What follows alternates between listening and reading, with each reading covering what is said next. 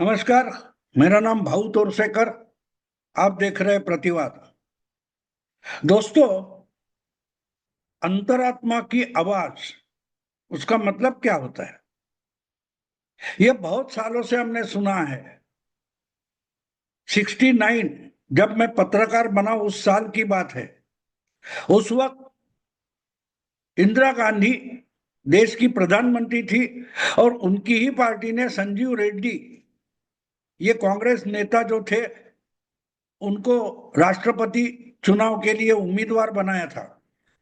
लेकिन पार्टी की संसदीय नेता होने के बावजूद इंदिरा जी ने अपने पार्टी की तरफ से नीलम संजीव रेड्डी को वोट देना ऐसा आवाहन नहीं किया था। पार्टी ने कहा, फिर भी उल्टा इंदिरा जी ने कहा था, हर कोई अपनी अंतरात्मा की आवाज सुनकर जिसको वोट देना है उसको वोट दे। और कांग्रेस का उम्मीदवार हार गया था, उम्मीदवार। और वीवी गिरी जो उपराष्ट्रपति थे, इस्तीफा देकर चुनाव लड़े और राष्ट्रपति बन गए थे। उस वक्त से लेकर आज तक 55 साल की पत्रकारिता में मैं ये अंतरात्मा की आवाज के जो है वो बीच बीच में सुनता हूं, ये शब्द सुनता हूं, अंतरात्मा की आवाज।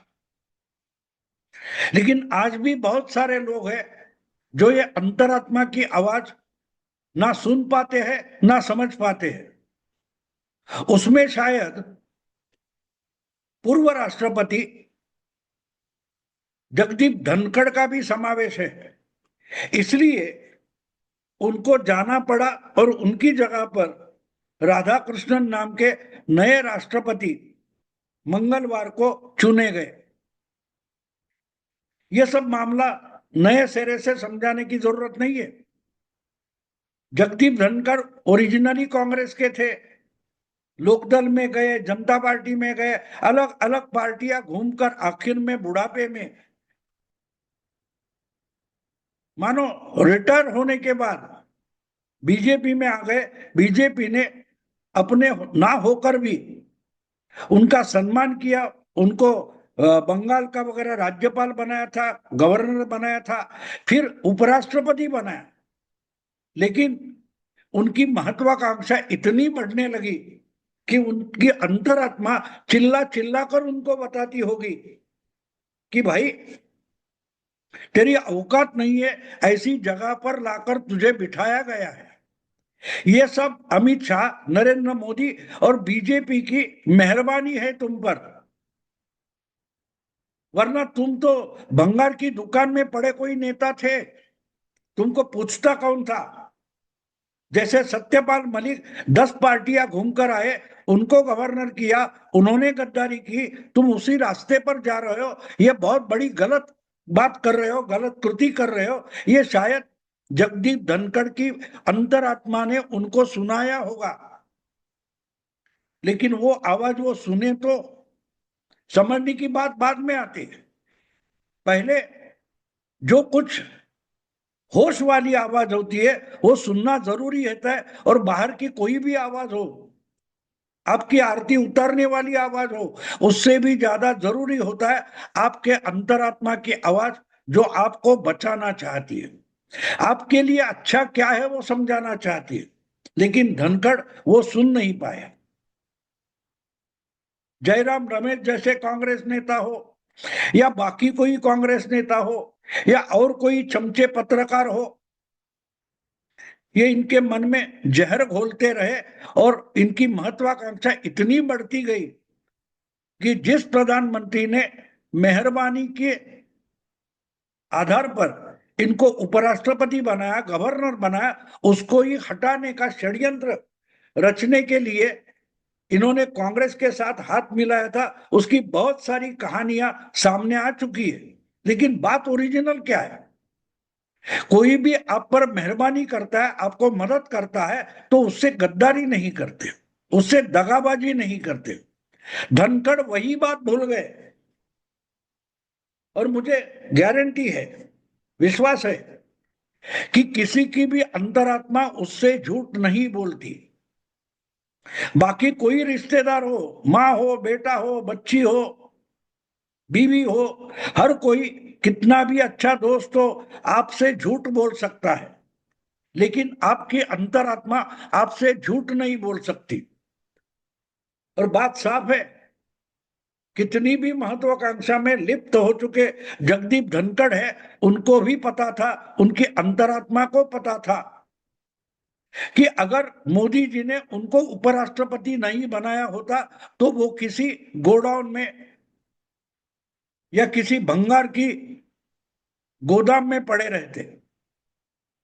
लेकिन वो पद पर आकर बैठ गए और उनको लगा कि मैं उपराष्ट्रपति हूं तो कॉन्स्टिट्यूशनली मैं प्रधानमंत्री से भी ऊपर हूं, प्रधानमंत्री से ज्यादा मेरा रुतबा होना चाहिए। ये जब महत्वाकांक्षा तैयार होती है तो वो कान बंद कर देती है, आंख बंद कर देती है, दिमाग बंद कर देती है।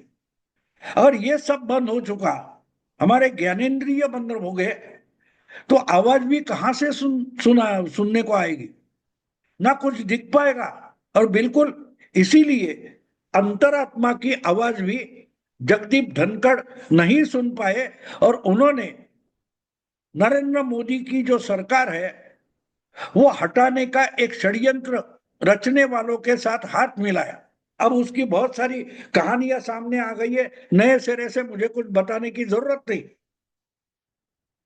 लेकिन ये बात जब सामने आ गई तो कुछ घंटों में उनको उसी पद से निकलना पड़ा, इस्तीफा देकर निकलना पड़ा। जिस पद पर वो सुबह से बैठे थे, सूरज निकला तब बैठे थे, वो सूरज ढलते ढलते इनको भी अपना पद खाली करना पड़ा और एक बड़ा पॉलिटिकल बवाल पैदा हो गया, राजनीतिक बवाल पैदा हो गया और एक सीट खाली हो गई कि इन्होंने इस्तीफा क्यों दिया, इनको हटाया गया, बहुत कुछ हो गया। लेकिन एक दो दिन में चर्चा शुरू हो गई कि अब उपचुनाव होगा और उपचुनाव में क्या होगा, क्या मोदी जी और अमित शाह और बीजेपी और उनका इंडिया गठबंधन फिर से अपना ही कोई पक्का, अपना यानी बीजेपी का हिंदुत्व वाला उपराष्ट्रपति बना सकते हैं। इनके पास तो आज अपनी ही पार्टी की लोकसभा में मेजोरिटी नहीं है। नायडू और नीतीश की खैरात पर जी रहे, बैसाखी पर जी रहे, तो बड़ा संकट एनडीए के सामने हुआ। ये चर्चा चलती रही, चलती रही, चर्चा चलती रही और चर्चा करने वाले भी उनके अंतरात्मा की आवाज नहीं सुन रहे थे।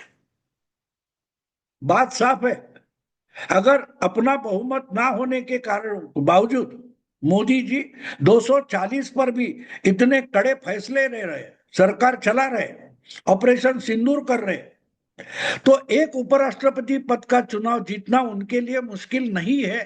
ये कोई भी समझदार एनालिस्ट है, विश्लेषक है, उसको पता चलना चाहिए। उसका अंतरात्मा भी बोलेगा कि मोदी जिसके सर पर हाथ रखेंगे वो राष्ट्रपति उपराष्ट्रपति बन सकता है। लेकिन चर्चाएं कितनी चली, डिबेट कितना चला, बहस कितनी हुई कि ये टूट सकता है, वो टूट सकता है, ये होगा, वो होगा। अरे नायडू को और नीतीश को तोड़ने का तो षड्यंत्र करते करते खुद जगदीप धनखड़ शहीद हो गए, क्योंकि उन्होंने अंतरात्मा की आवाज सुनी नहीं थी। और उनको षड्यंत्र में खींचने वाले कांग्रेसी, कांग्रेस के नेता, कांग्रेस पार्टी और उनका गठबंधन अगर अंतरात्मा की आवाज पर मतदान की बात करता है तो वो एक मजाक बन जाता है। आपकी अंतरात्मा की आवाज भी बोलेगी कि आप पिछले 3 लोकसभा चुनाव हारे हो, कोई ईवीएम का प्रॉब्लम नहीं है, कोई वोट चोरी का मामला नहीं है, फिर भी घोषणा देते रहते वोट चोर गद्दी छोड़। जरा शांत बैठो, आवाज मत करो, बाहर का शोर बंद करो, तो अंतरात्मा की आवाज आप भी सुन सकते हो। तो मोदी का सरकार बिल्कुल संकट में नहीं था, मेजॉरिटी गई उस दिन भी संकट में नहीं था 4 जून 2024 को, ना आज संकट में है। और जब धनखड़ को कुछ घंटों में पद से इस्तीफा लेकर बाहर निकाल सकते हैं मोदी जी, तो उनको गारंटी है, उनका अंतरात्मा कहता है कि मैं दूसरा राष्ट्रपति ला सकता हूं, चुनकर ला सकता हूं, ये रिस्क मैं ले सकता हूं। ये जो आत्मविश्वास है उसको ही अंतरात्मा की आवाज बोलते हैं। और जिनके पास अंतरात्मा की आवाज सुनने की भी शक्ति नहीं होती, जो अंतरात्मा की आवाज सुनने की हिम्मत नहीं रखते, वो षड्यंत्र करते हैं। और इसलिए कांग्रेस ने जगदीप धनखड़ के साथ हाथ मिलाकर उनको दगाबाजी के लिए प्रवृत्त किया, उकसाया। परिणाम तो साफ है आपके सामने। लेकिन अब उपराष्ट्रपति पद के उपचुनाव के नतीजे भी सामने आ गए। नतीजे, और उस पर मैंने वीडियो किया था कि 9 तारीख को, अगले मंगलवार को क्या होगा। ये मैंने 2 दिन पहले ही वीडियो डाला था, मराठी में डाला था और अलग से हिंदी में डाला था। तो बात साफ है, बात साफ है। मेरी अंतरात्मा की आवाज मुझे सुनाई देती है, और इसी कारण मैंने बताया था कि बिल्कुल आराम से एनडीए का कैंडिडेट जो राधा कृष्णन है वो जीत जाएंगे। अब बात यह है कि षड्यंत्र करने वाले जयराम रमेश हो या उनके आधे दिमाग वाले नेता राहुल गांधी हो, ये अपनी अंतरात्मा की आवाज नहीं सुनते, या बाकी लोग जो बोलते हैं वो ना समझते हैं ना सुनते हैं। और इन्होंने एक गलती कर दी। 15 अगस्त की आजादी के दिन जब लाल किले से प्रधानमंत्री नरेंद्र मोदी ने भाषण किया था, उस वक्त उन्होंने पहली बार भगवान श्री राम का नाम नहीं लिया, लेकिन भगवान श्री कृष्ण का नाम लिया था। महाभारत की युद्ध में किस ढंग से अर्जुन को जो बदला लेना था जयद्रथ से, उसके लिए अपने सुदर्शन चक्र का कैसे इस्तेमाल किया। पूरा सूरज ढक दिया था, सूरज की किरणें ढक दी थी, अंधेरा हो गया था, और छुपा हुआ जयद्रथ बाहर निकल आया। तब सुदर्शन चक्र निकाल के अर्जुन ने निर्देश, कृष्ण ने निर्देश किया, देख वो है जयद्रथ और ये जय सूरज, ले ले अपना बदला। तो ताकत सुरक्षा की वो होती है, उसको सुदर्शन चक्र बोलते हैं। और सिंदूर के बाद भारत ने तय किया है कि पूरे देश को सुदर्शन मिशन, सुदर्शन नाम का एक डिफेंसिव कवच दिया जाएगा, सुरक्षा कवच दिया जाएगा।